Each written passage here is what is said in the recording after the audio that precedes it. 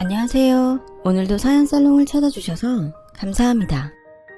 저는 현재 7살 딸아이를 홀로 키우는 돌싱 여자입니다. 다른 사람들도 마찬가지겠지만 저는 제가 이혼을 하게 될 줄은 꿈에도 몰랐어요. 그리고 이혼 후 제가 결혼 생활보다 더욱 행복해질 거라는 건 더더욱 알지 못했는데요. 저는 일부러 그런 건 아닌데 아이를 늦게 가진 편이에요. 결혼하고 5년 만이었죠. 누군가는 5년이면 그렇게 늦은 것도 아니네 라고 하실 수도 있는데 결혼 후 1년이 지나면서 왜 여태 아이 소식이 없냐고 하도 시어머니가 닥달을 하시니 저에겐 그 시간도 참 길게만 느껴졌어요. 그리고 딸아이를 임신하고 막달까지는 평범한 직장인이었는데 개인 사업을 하던 남편이 먼저 아이를 낳으면 회사를 그만뒀으면 좋겠다는 말을 하더라고요.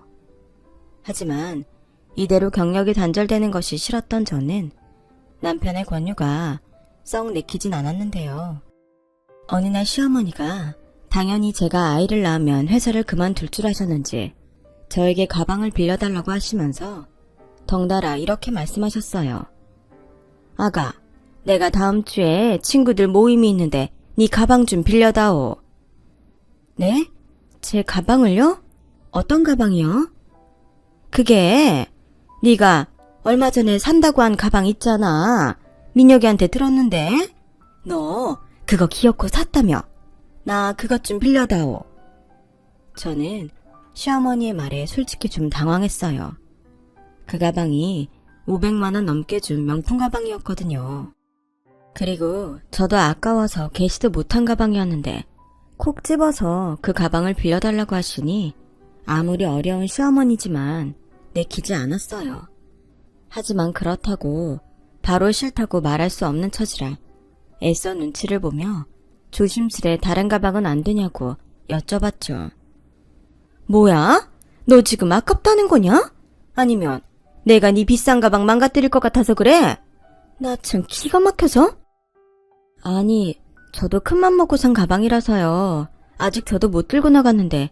그리고 어머니 원래 명품은 사치라고 안 좋아하시지 않으세요? 얘는 그 말을 고지고 때려들었니? 너야말로 배불러서 그 가방이 어울린다고 생각해? 어차피 이제 애 낳으면 집에만 있을 건데 그런 가방 메고 다닐 데도 없지 않니? 시애미한테 선물은 못 해줄지언정 그렇게 아까워? 에휴, 그래. 내 팔자에 무슨 명품 가방. 나는 그냥 지하상가에서 산 싸구려 가방이나 들고 가야겠다. 뭐 친구들이 무시하기는 하겠다만 어쩌겠니? 내가 너처럼 능력이 없는 걸. 어머니. 저는 하는 수 없이 저도 아직 개시하지 못한 500만 원짜리 명품백을 시어머니에게 빌려드렸어요. 빌려주면서 어찌나 속이 불편한지 왜 하필이면 다른 것도 아닌 이 가방을 빌려달라고 하시는지 시어머니가 얄밉기까지 했어요. 하지만 제 기분이 그러건 말건 시어머니는 신나서 제 가방을 들고 댁으로 돌아가셨고 아마도 빈손으로 비싼 가방을 빌리기엔 민망했는지 반찬을 몇 가지 해오셨는데 저는 벌써 입맛이 뚝 떨어져 버렸죠. 그래도 남편은 자기 어머니 반찬이 반가운지 밥공기를 2그릇이나 싹싹 비웠고 입맛이 없어 굶고 있는 저에게 마치 비아냥거리듯 이런 말을 했는데요. 엄마한테 그 가방 빌려줬어? 그래서 당신 밥도 굶는 거야? 뿔난 애처럼? 아니, 나도 다른 거면 기꺼이 빌려드리는데 솔직히 그 가방은 아까웠어. 오죽하면 나도 아직 못 들었잖아. 내가 그거 사려고 1년이나 돈을 모았는데 결국 계시는 어머니 가게 생겼으니 그냥 기분이 그래. 아유, 한심하다 한심해. 왜? 우리 엄마가 그 가방 안 돌려줄까봐? 아니면 망가뜨려올까봐? 그거 걱정하는 거냐? 누가 그렇대? 그리고 자기는 뭐 나랑 다를 것 같아? 만약에 우리 아빠가 다음 달에 나온다는 당신 차 빌려달라고 하면 기꺼이 빌려줄 수 있어? 뭐? 누가 생각도 없이 새 차를 빌려달라고 하냐? 거봐, 나한테 그 가방은 그런 거야. 그러니까 괜히 건드리지 마. 그리고 당신이 어머니한테 명품 가방 하나 사드려. 돈 벌어서 뭐하냐? 뭐야, 이젠 자기 가방 빌려주기 싫으니까 나보고 우리 엄마 가방을 사주라고? 장모님도 아니고 당신 어머니인데 하나 사드릴 수도 있지? 뭐 문제 있어?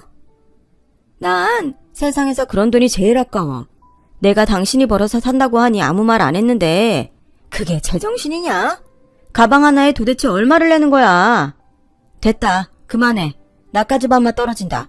그리고 내가 말한 거 왜 대답 안 해? 회사 언제 그만둘 거냐고. 그게 그렇게 급해? 언제는 여자가 집에만 있는 거 싫다며.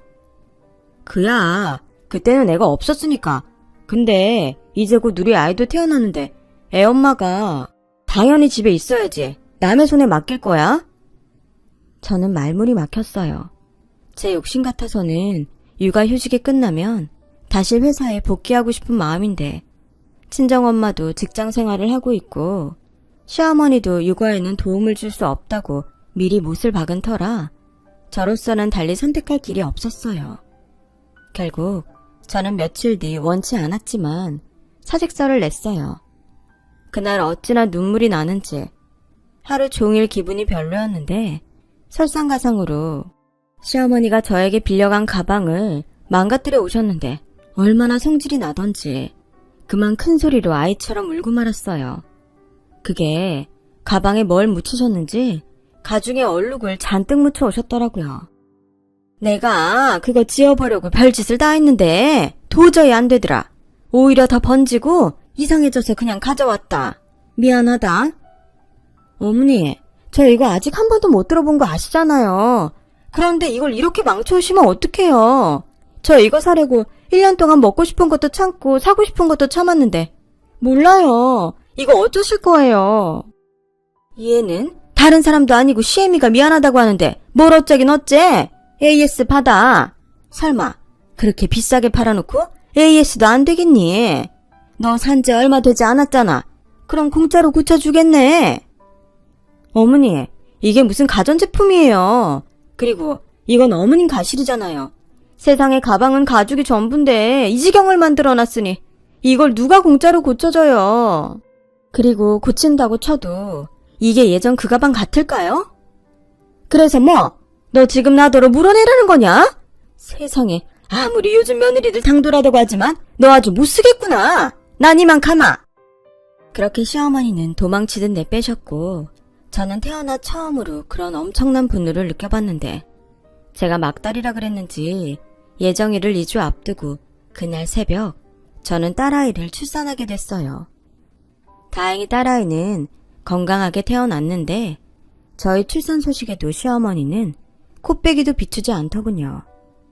남편은 제가 가방 가지고 하도 뭐라고 해서 자기 엄마가 오지 못하는 거라고 했는데 그러거나 말거나 저는 시어머니를 보고 싶지 않았어요.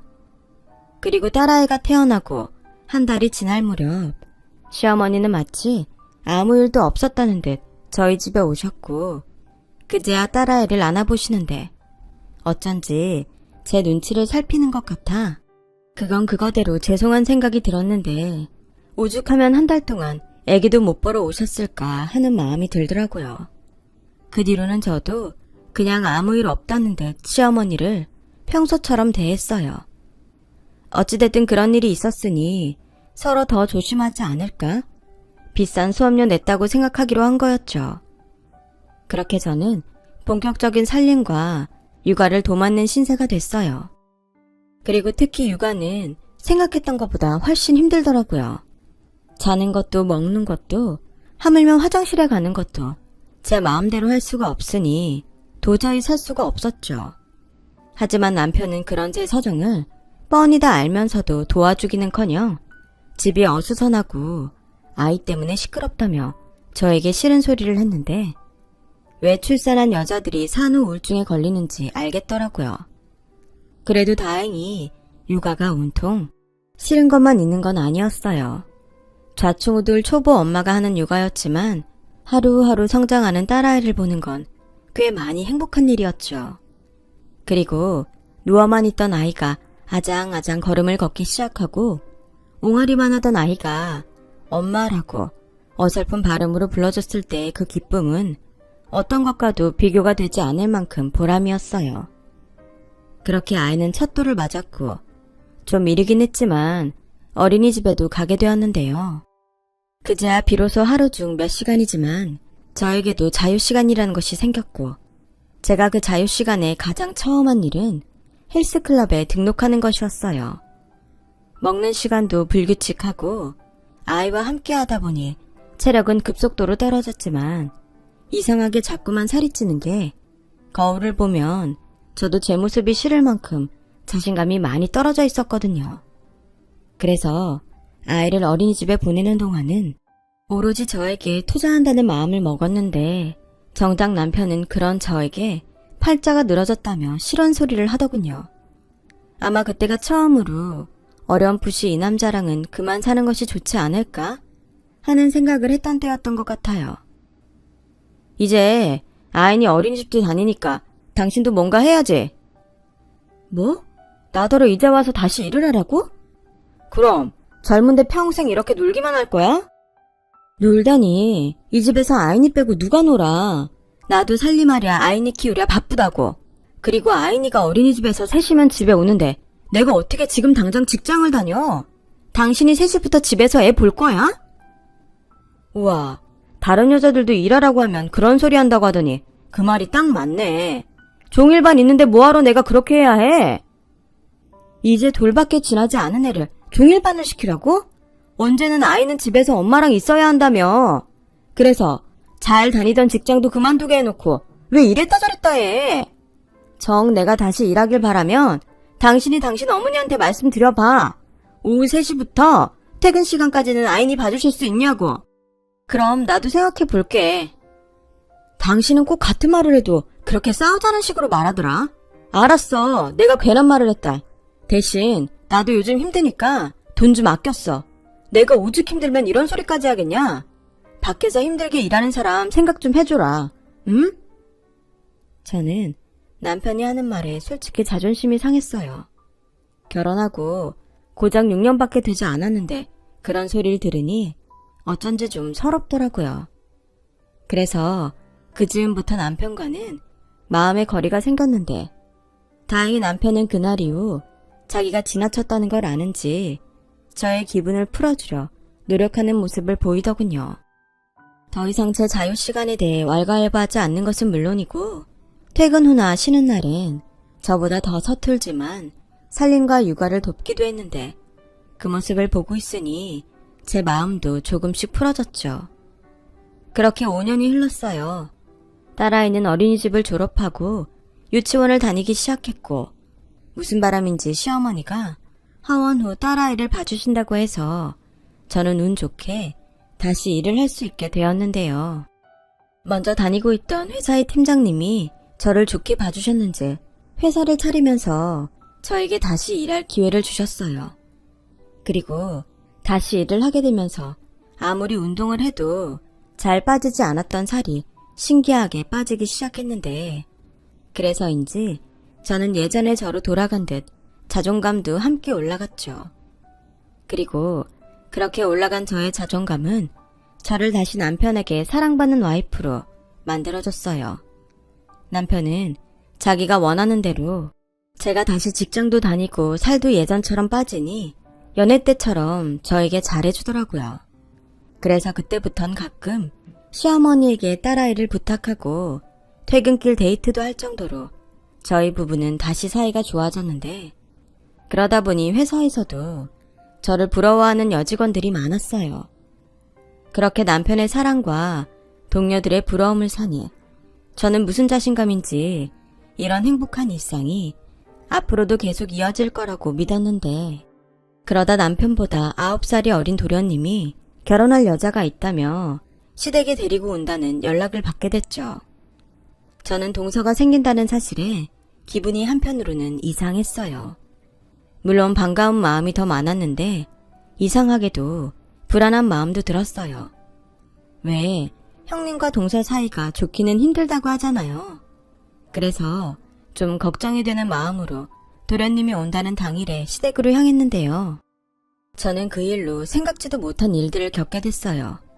제가 걱정한 그런 일들이었죠. 도련님은 남편하고 나이 차이가 나는 만큼 시부모님에게 늦둥이였어요. 그래서 남편에 비해 주변의 관심과 사랑을 많이 받고 자랐다더군요. 딸이 없던 집에서 딸 역할을 하는 아들이었다고 시어머니가 입에 침이 마르도록 말씀하셨는데, 그런 아들이 생각보다 일찍 장가를 간다고 하는 건데도 시부모님은 서운하기보다 대견해하는 눈치였어요. 아무래도 당신들 나이가 있다 보니 장가를 빨리 갔으면 하는 바람이 있었던 모양이었죠. 그렇게 시댁에 오랜만에 모든 식구가 한자리에 모이게 되었어요. 물론 그 자리의 주인공은 도련님과 예비동서였고, 다행히 예비동서의 첫인상은 나쁘지 않았는데요. 생긴 것도 같은 여자가 보기에 예쁘장하게 생겼고, 집에서 막내라고 하더니 처음 보는 시부모님에게도 싹싹하게 잘하는 게 시부모님도 무척이나 마음에 들어하는 눈치였어요. 그렇게 거진 도련님의 결혼은 확정되는 분위기였고, 2달이 지나 시어머니의 생신이 있어 또다시 식구들이 한자리에 모이게 됐어요.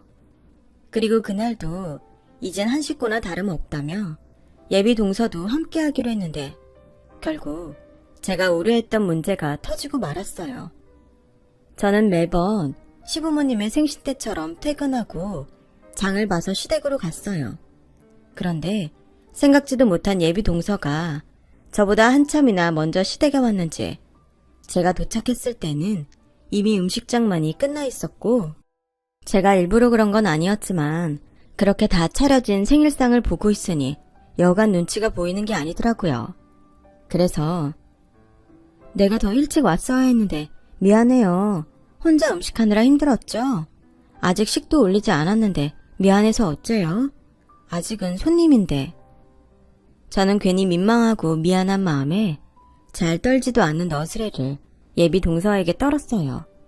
최대한 저의 마음이 전달되길 바라면서요. 하지만 예비 동서의 표정은 썩 좋지 않았는데요. 다음 하는 말이 저를 황당하게 만들었어요. 한마디로 뒤통수를 제대로 맞은 그런 느낌이었죠.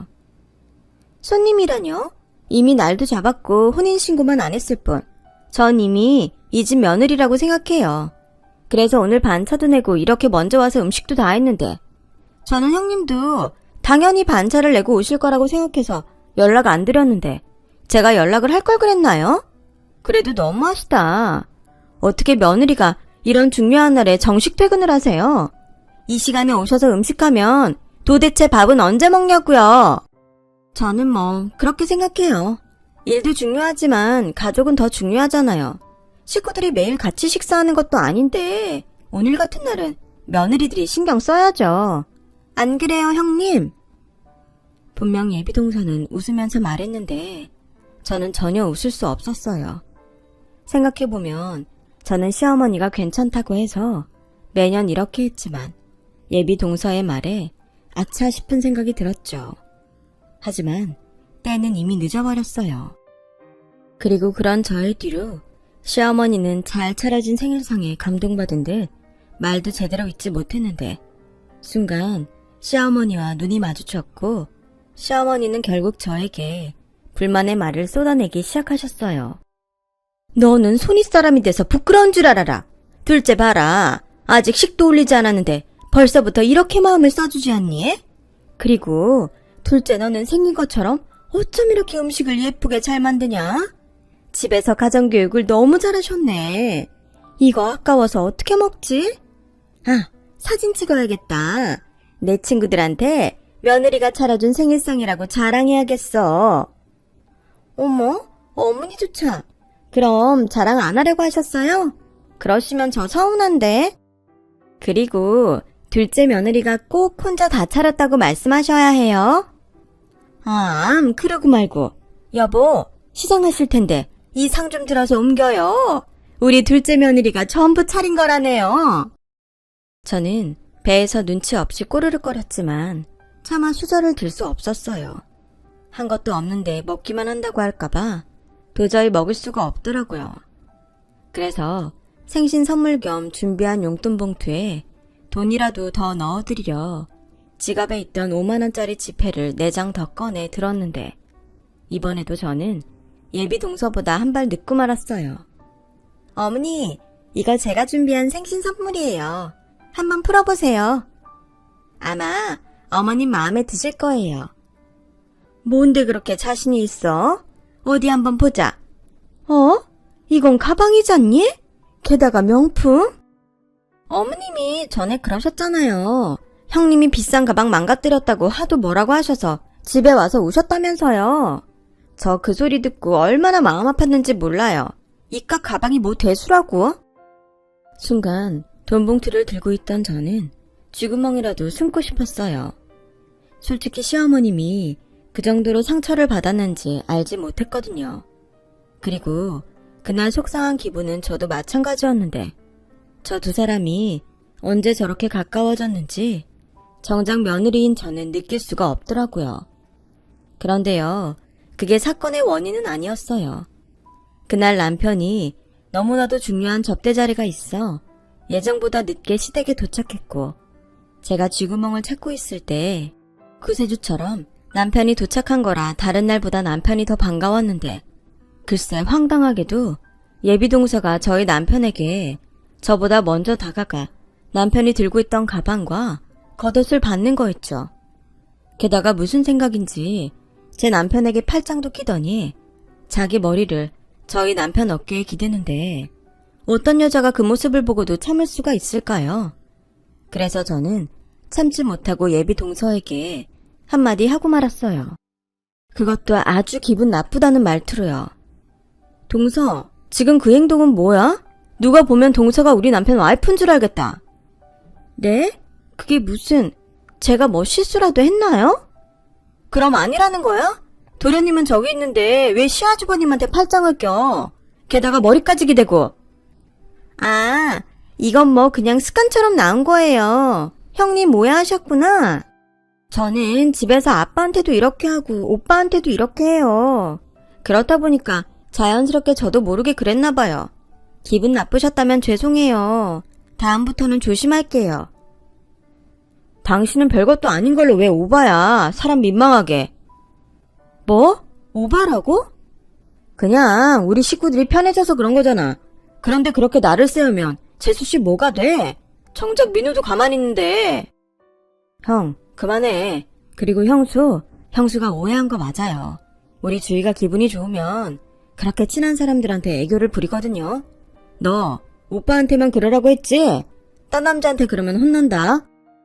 알겠어. 나도 모르게. 이젠 한 가족이니까 아무 생각 없었어. 아마 그때부터였던 것 같아요.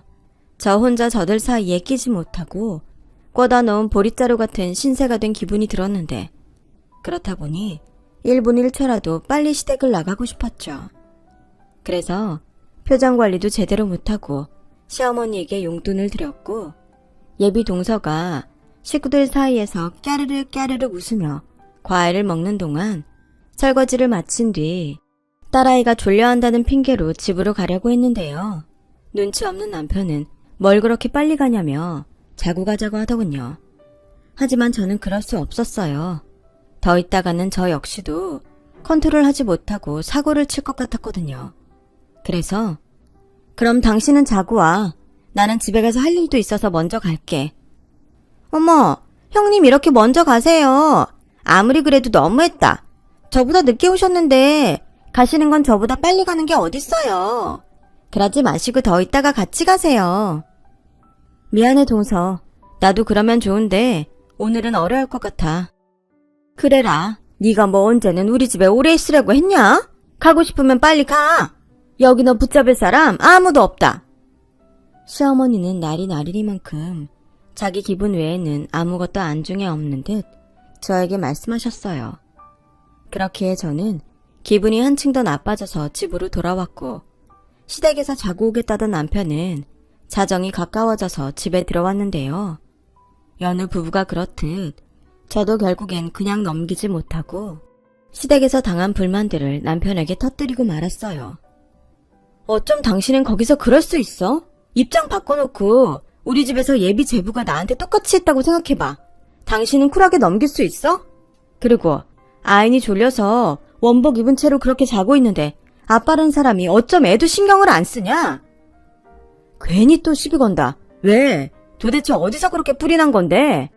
오라, 재수씨가 우리 가족한테 이쁨 받으니까 샘나서 그래?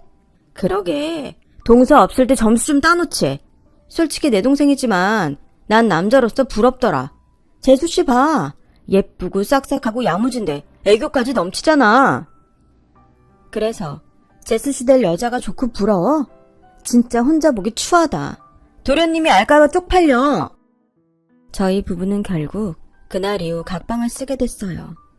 그리고 점점 더 사이가 멀어지게 됐는데 남편과 사이가 그러면 그럴수록 저는 자꾸만 예비 동서가 문제라는 생각을 지우지 못했어요. 그러다 도련님의 상견례 날이 잡혔고 이미 결혼 날짜는 잡았지만 양가가 서로 인사하는 자리는 한 번도 없었기에 겸사겸사 자리가 만들어졌는데 저는 어쩐지 가고 싶지 않았어요. 어차피 그날도 예비 동서만 예쁘다고 난리칠 것이 분명했기에 그 꼴을 보고 싶지 않더라고요. 그래서 일핑계로 못 간다고 할까 고민하고 있었는데 이젠 제대로 대화조차 하지 않는 남편이 무슨 바람이 불었는지 그날은 샤넬 쇼핑백을 들고 집으로 들어왔어요. 그리고 이거 당신의. 뭐야 갑자기? 민우 상견례 하잖아. 그때 들라고.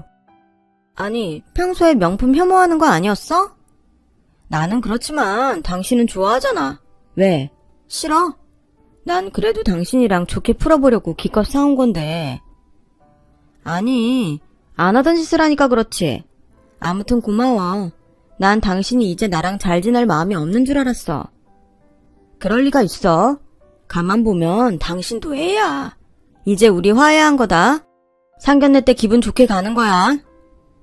저는 어찌됐든 남편이 먼저 노력했다는 것에 상견례에 참석하기로 마음을 고쳐먹었어요.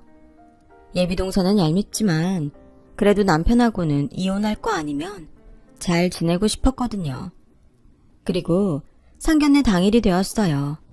그날따라 유독 잠투정을 하는 딸아이를 데리고 토요일 점심시간에 룸으로 준비된 한정식집에 갔는데 시어머니가 먼저 남편이 사준 가방을 한참 동안 바라보더라고요.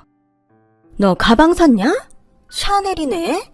가만 보면 너는 버는 것보다 쓰는 게 더 많은 것 같다. 왜? 이것도 1년 동안 돈 모아서 산 거냐? 아니에요. 이건 아이네 아빠가 사준 거예요. 아휴, 지 남편이 힘들게 고생해서 번 돈을 저렇게 쓰는데 지는 미안한 줄도 모르고 좋다고 그걸 내가 보는데 들고 왔네. 내 아들만 불쌍하지? 저는 또다시 시작된 시어머니의 불만에 무슨 말을 할까 하다 참았어요. 제가 어떤 말을 한들 시어머니 생각이 달라지는 것도 아닌데 괜히 더 기분 나쁘고 싶지 않더라고요.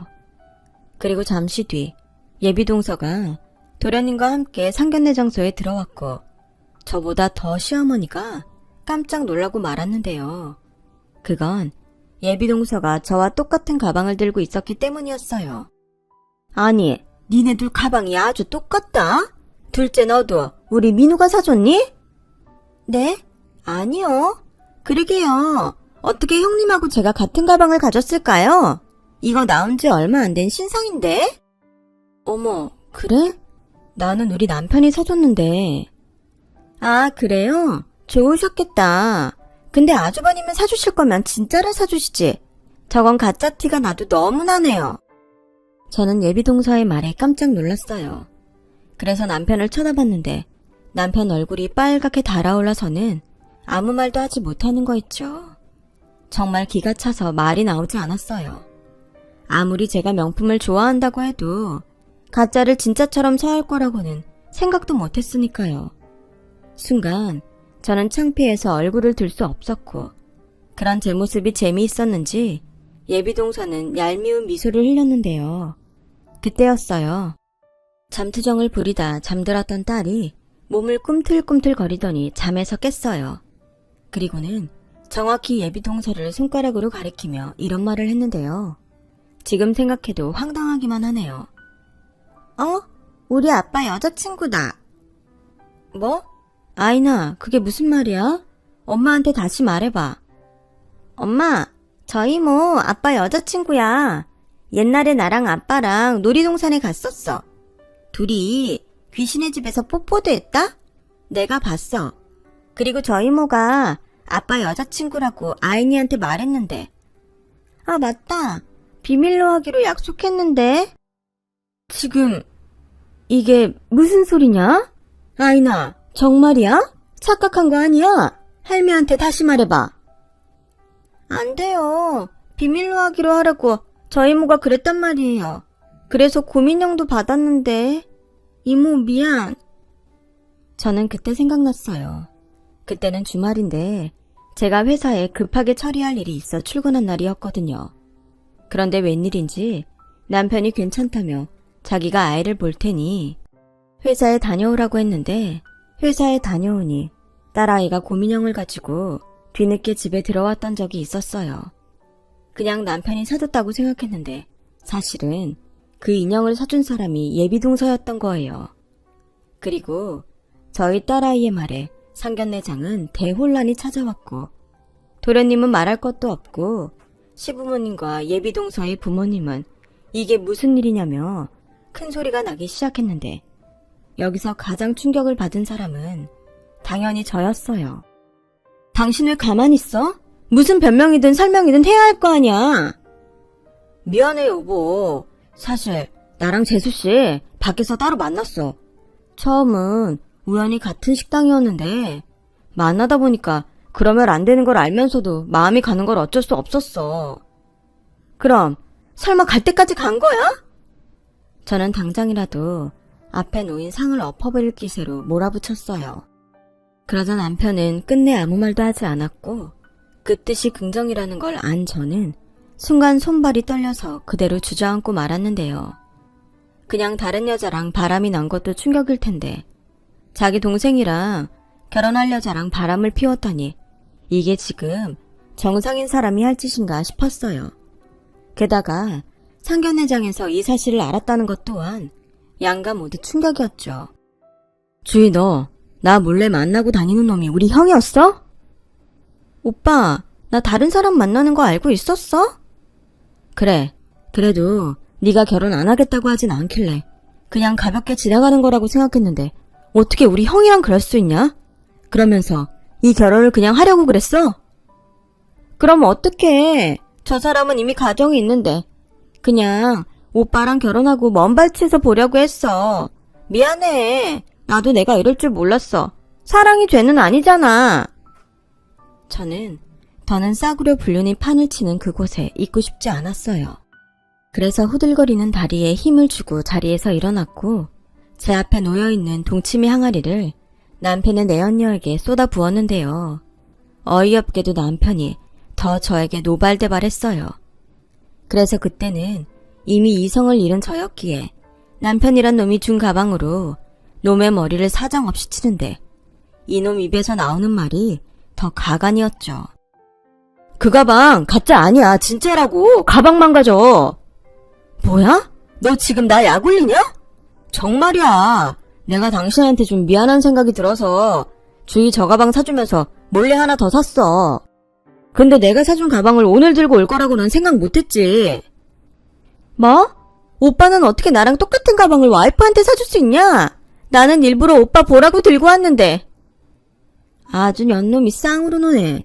가만 보니 니네 둘이 천생연분이다. 내가 그냥 이혼해줄게. 상견례하는 김에 하고 가. 어머님 아버님 다 보셨죠? 저는 이제 이 새끼랑 못 살아요. 당장 소송할 테니 그런 줄 아세요. 저는 그 길로 딸아이만 데리고 상견례장을 나왔어요. 제가 룸을 나가자 도련님이 마치 미친 사람처럼 고래고래 소리치는 걸 들었는데 그때는 헛웃음까지 나오던 거 있죠. 결혼하고 종종 삐걱거리긴 했지만 제가 이런 식으로 이혼하게 될 줄은 정말 몰랐거든요. 저는 그 길로 친정으로 갔고 선전포고한 대로 이혼 소송을 하기 위해 변호사 사무실을 찾았어요. 그런데 황당하게도 상황이 어떻게 정리됐는지 모르겠지만 그 난리를 핀 전 예비동서이자 현 내연녀가 저를 찾아와 자기가 혼인신고를 하고 싶으니 합의이혼으로 진행했으면 좋겠다고 했고 위자료는 원하는 만큼 저희 남편이 주기로 했다는데 아마 저 여자는 남편이 개인 사업을 해서 돈이 상당히 많다고 착각한 것처럼 보였어요. 하지만 저는 그러거나 말거나 저에게 나쁠 것이 없다고 생각했고 합의 이혼해주는 조건으로 위자료와 양육비를 포함해 5억을 요구했는데 얼마나 둘이 살고 싶었는지 일주일 만에 그 돈을 마련해주더라고요. 덕분에 저는 변호사 선임비도 아끼고 이혼도 제가 원하는 대로 진행했는데 그래도 남편이 저에게 준 상처는 쉽게 지워지지 않았어요. 결국 저는 정상적인 일상이 불가능했고 회사에 지장을 줄 수 없어 사표를 냈는데요. 그런 딸을 옆에서 보기 불안했는지 친정 부모님이 먼저 저에게 여행을 제안하셨어요. 그렇게 저는 친정의 도움으로 6개월가량을 홀로 여행했고 좀잡을 수 없었던 마음을 다스렸는데 그래도 시간이 약이라고 이윽고 제 마음에도 조금씩 평화가 찾아왔죠. 그리고 깨닫게 됐어요. 남편과 저는 그 일이 터지기 전부터 이미 정서적으로 이혼한 것과 다르지 않다는 걸요.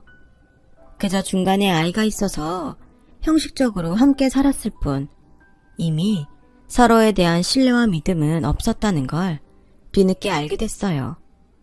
그런 생각이 들자 저도 그 년놈들 보란듯이 잘 사는 모습을 보여주고 싶었고 무엇보다 이제라도 딸과 행복하게 살고 싶은 바람이 생겼는데 그러면서 지금과는 완전히 다른 삶을 살고 싶다는 생각을 하게 됐어요. 그 뒤 여러 시도와 도전 끝에 지금의 쇼핑몰 사업을 시작하게 됐습니다. 처음엔 앞이 보이지 않는 동굴 같더니 제가 밤낮으로 연구하고 노력한 결과 조금씩 빛이 보이기 시작했죠. 그렇게 새로운 일에 도전하며 재미를 붙여갈 즈음 뜻밖의 손님이 찾아왔어요. 전혀 반갑지 않은 손님이라 칭하기도 싫은 그년이었죠. 그래서 저는 상대하고 싶지 않아 모른 척 외면하려고 했는데 먼저 보는 사람들도 많은 그곳에서 주저앉더니 그야말로 저의 바지가랑이를 붙들며 애원하기 시작했어요. 형님, 저 정말 반성 많이 하고 있어요. 제가 미친년이었어요. 제발 제 부탁 하나만 들어주시면 안 될까요? 하나든 둘이든 설마 내가 들어줄 거라고 생각했어? 그리고 여긴 어떻게 알았어? 정말 너라는 년은 내 상식 바뀌구나. 욕하셔도 좋아요. 저 정말 마지막이라는 심정으로 형님한테 왔어요. 제 인생 여기서 끝낼 수 없단 말이에요. 그 사람, 아니 형님 남편 치매래요. 뭐? 치매라고요. 처음엔 그냥 건망증이 심해지는 건가 싶었는데 얼마 전부터 너무 이상해서 검사를 받아보게 했더니 치매 초기래요. 치매는 완치도 안 된다는데. 그래서 부탁이란 게 뭐야? 설마 치매라서 그놈을 나한테 보내려고? 그 사람이 자기 치매인 거 알고 절대 저랑 이혼하지 않겠대요. 이럴 줄 알았으면 혼인신고도 안 하는 건데 형님은 살면서 못 느끼셨어요? 나는 몰랐어. 아니 그 난리를 칠 만큼 사랑하는 거 아니었어? 초기라며. 초기는 아직 수발될 단계는 아니지 않나? 젊은 사람일수록 진행이 빨리 된대요. 저 아직 30밖에 안 됐는데 치매 남편이라니 이게 말이 돼요? 형님, 제가 이렇게 무릎 꿇고 싹싹 빌게요. 형님 남편 다시 데리고 가주세요. 아인이 아빠잖아요. 형님이 나서면 그 사람도 저보다는 형님 선택하지 않겠어요? 그 사람은 아마 그래도 널 선택할 거야. 너는 젊고 예쁘니까. 그러니까 꿈깨. 병수발을 들던지 다른 방법을 찾던지 네가 알아서 하라고. 다신 네 입에서 내 딸 이름 안 들었으면 좋겠다. 그리고 너도 그놈도 나랑 아무 상관없어. 그러니 당장 꺼져. 계속 이렇게 사람 귀찮게 하면 경찰 부를 테니까 그런 줄 알고. 저는 마지막으로 있는 힘껏 붙잡힌 다리를 잡아 뺐어요. 그리고 그 자리를 떠났는데 저도 그리 착한 사람은 아닌지라 그들이 평생 후회하며 살았으면 좋겠다는 생각을 했어요. 그리고 또 한 가지를 알게 됐죠. 저에게 이혼은 실패가 아닌 2번 다시 찾아오지 못할 기회였다는 것을요. 만약 그것도 모르고 이혼하지 않았다면 제 신세가 저 여자 신세였을 텐데 그날따라 모든 것이 다 감사하게만 느껴졌네요. 그 후로 저는 2번 다시 오지 않을 제 인생에 더욱 집중하게 됐어요. 그래서인지 저희 쇼핑몰 사업은 이젠 제법 자리를 잡아가고 있는데요. 직원도 10명이나 있고 밖에 나가면 사장님 소리도 듣는데 여전히 좌충우돌 정신없이 살고 있지만 딸아이가 그러더군요. 멋쟁이 엄마가 자기 엄마라서 자기는 세상에서 가장 행복하다고요. 저는 앞으로도 계속 딸아이를 행복하게 해줄 멋쟁이 엄마가 되고 싶습니다. 가끔 혼자 모든 걸 감당해야 해서 힘든 날도 있지만 지금은 그 시간마저도 감사해요. 그리고 지금의 이 마음이 제가 후후 할머니가 될 때까지 이어졌으면 하는데 그러기 위해서 저는 매일매일 최선을 다해 열심히 살아가려 합니다. 지금의 노력이 쌓여서 더 멋진 인생을 살 수 있길 바라며 저의 이야기를 마칩니다. 지금까지 저의 이야기 들어주셔서 대단히 고맙습니다. 항상 여러분의 선택이 최고의 선택이길 바라며 언제나 행복하시고 건강하세요. 여러분, 사연 댓글에 응원과 현명한 조언 부탁드려요. 좋아요와 구독은 저에게 큰 힘이 됩니다. 오늘도 좋은 일 가득하세요.